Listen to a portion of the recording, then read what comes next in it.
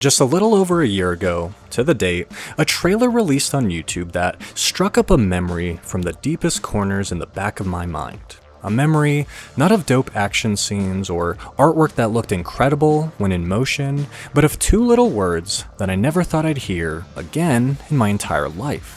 Yasuomi Umetsu. From god-tier animation work to cult classic series and even extreme controversy, the name Yasuomi Umetsu is one that holds both fame and infamy in the world of anime. Notoriety yet anonymity when it comes to the mainstream, garnering both respect as well as disgust amongst the wider animation community. With contributions to titles like Akira, A Wind Named Amnesia, and even two separate Gundam projects under his belt, this newest directorial work of his is one that not only demands your full attention, but revels in it as well, showing off a level of animation worthy of his acclaim. However, what has me curious the most, above all else when it comes to this man, is whether or not this will be another controversial series. So what even is Virgin Punk in the first place, aside from Studio Shaft's and Umetsu's newest work? Well, in an attempt to harken back to the early OVA days, The Clockwork Girl will be a 6-episode series of 30-minute short films set to be released in select theaters. The first film was already released in Japan earlier in July of this year, but it'll also see a limited run in the US, Canada, Taiwan, Australia, Hong Kong, and Israel. Those dates being the 11th of November for the sub and the 13th of November for the dub version. The plot takes place in the year 2099 and centers entirely around Ubu Kamigori, a civilian bounty hunter who chases down illegally modified medical android technology.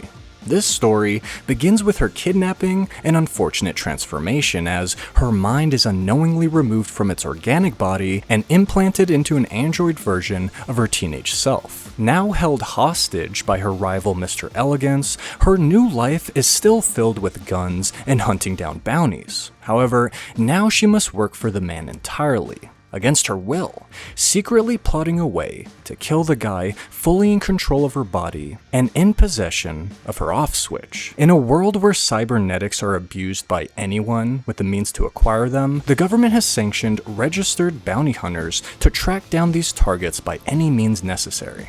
Ubu being one of these hunters. Said to be a tale woven by mechanical girls and gunpowder, Virgin Punk here sets out to be a throwback to the girls with guns subgenre of the 90s and early 2000s. A subgenre not only wide-reaching with its influence, as in the case with Quentin Tarantino and Robert Rodriguez, but also one that was massively contributed to by the controversial figure Yasuomi Umetsu.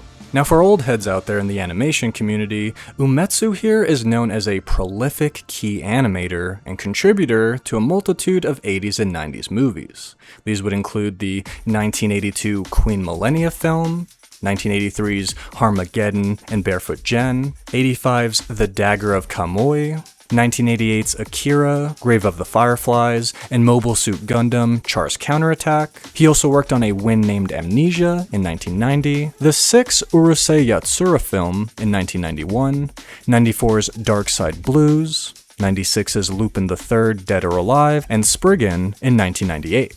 Even if you're not familiar with any of these legendary titles and are a younger fan who doesn't have a clue who Umetsu is in the slightest, even you have definitely seen his work in one way or another, as he's known especially for his work as an opening director, ending director, and storyboarding artist for series like Mobile Suit Zeta Gundam, Bungo Stray Dogs, Welcome to the NHK, Seraph of the End, Beelzebub, And Yet the Town Moves, Blast of Tempest, Gangsta, Twin Star Exorcists, Shirobako, Blood Sea, Codebreaker, Dimension W, Valkyria Chronicles, Eldive, Kokoku, and the Gunslinger Stratos animation. Not to mention his key animation work on Elfen Lied, 4 of the Monogatari movies, and way too many individual episodes and series to go through in one singular video. But the resume just continues, as he's also illustrated for video games like Contra, Castlevania 64, and even Xenoblade Chronicles 2. Plus, he designed some of the characters in Shin Megami Tensei 9, which for some reason takes place between 1 and 2, but that's neither here nor there. I'm not trying to make sense of Japanese naming conventions. What I'm trying to talk about is that despite all these titles I've just listed to you, despite the accolades, and working with established animation studios like Madhouse, ARMS, Toei, Shaft, Pierrot Plus, despite all of this, there is still an OVA that by far overshadows all of his work when it comes to perception in the public eye. Or rather, two OVAs, if we want to be specific. And those two are Mezzoforte and Kite. Though Kite was by far the more controversial of the two. It was an animation project heralded for its ultra-violence and god-tier animation work by directors like Quentin Tarantino, but ultimately, it was equally as jarring and disturbing to the public as an animation could get. And who could blame them? The scenes and content found within was extremely graphic no matter what country you're from. Personally, having grown up in the US and in Europe, I had only ever seen the international versions of both Mezzoforte and Kite when I was just a small kid, first getting into anime.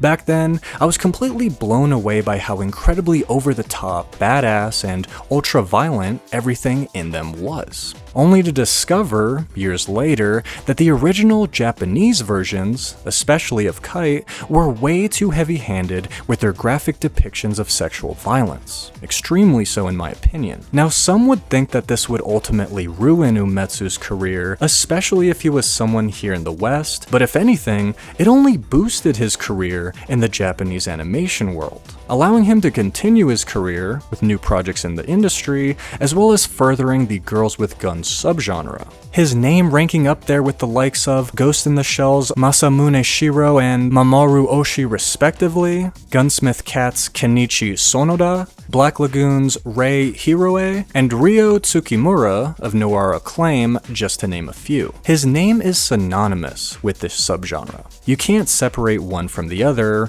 however unfortunate that may seem to some. Now, personally speaking, I'm really hoping this new series will stick more to the violent side of Umetsu's work rather than the disturbing and ultimately unnecessary sexual aspects of his directorial projects. Boy's got a track record over here. What has me in high spirits, though, is that the Clockwork Girl will be a collaboration with the industry veteran Studio Shaft, who, aside from horrible work conditions and mistreatment of their staff, hasn't really had any controversy as far as Kite's subject material goes. And this isn't to try and gloss over or even make fun of the animators' mistreatment. If you ask me, I think all the major studios can do better, but the point I'm trying to drive home here is that they aren't known for over-the-top explicit shit the way Umetsu is. Studio Shaft is famous for series like Monogatari, Madoka Magica, March Comes In Like a Lion, Hidamari Sketch, Sayonara Zetsubo Sensei, Nisekoi, and plenty of more series and films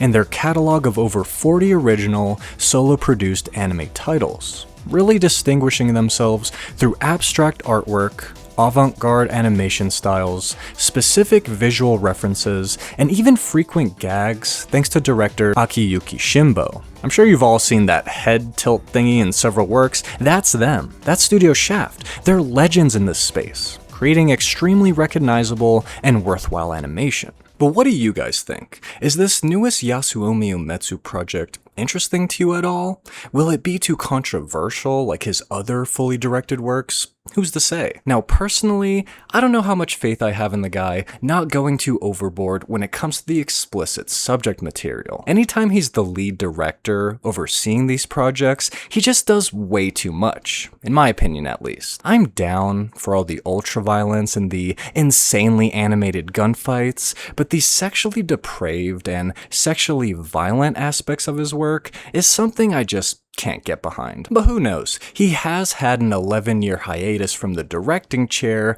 so maybe it won't be as fucked up this time. We'll just have to see though. The debut is less than a week away for both the sub and the dub. Aside from that though, let me know what you guys thought about the project as a whole. They got this cool website with characters and the people involved. It's actually pretty neat. Also, let me know if you actually end up seeing this film in the theater. I'd love to hear the community's actual opinions rather than just what the critics say. But yeah, that's everything I have for you guys. Until the next video, just watch some of these in the meantime. Or actually, no, go watch that new Trigun trailer that just came out a couple weeks ago. Looks incredibly dope. Part 2's really looking like it's gonna be something special. I'm a huge fan.